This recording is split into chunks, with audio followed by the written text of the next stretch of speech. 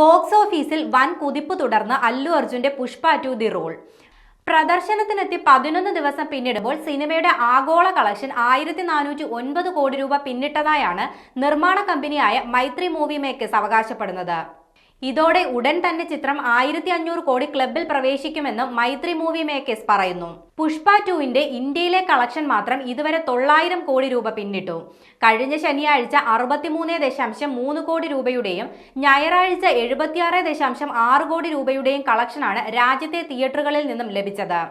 11 ദിവസത്തിനിടെ ചിത്രത്തിന്റെ ഇന്ത്യയിലെ കളക്ഷൻ 929.85 കോടി രൂപയാണ്. 1409 കോടി രൂപയുടെ ആഗോള കളക്ഷൻ നേടിയതോടെ SS രാജമൗലി ചിത്രം RRRന്റെയും KGF ചാപ്റ്റർ 2വിന്റെയും റെക്കോർഡുകളാണ് പുഷ്പ 2 മറികടന്നത്. ബോക്സ് ഓഫീസിൽ ഇതേ മുന്നേറ്റം തുടരുകയാണെങ്കിൽ രാജമൗലിയുടെ ബ്രഹ്മാണ്ഡ ചിത്രം ബാഹുബലി 2വിന്റെ 1790 കോടി എന്ന ബോക്സ് ഓഫീസ് റെക്കോർഡ് പുഷ്പ മറികടക്കുമെന്നാണ് വിലയിരുത്തൽ. അമീർ ഖാൻ ചിത്രമായ ദംഗലിന്റെ ആഗോള കളക്ഷൻ റെക്കോർഡായ 2070 കോടി പുഷ്പ തിരുത്തുമോ എന്നാണ് ഇനി ആരാധകർ ആകാംക്ഷയോടെ ഉറ്റുനോക്കുന്നത്.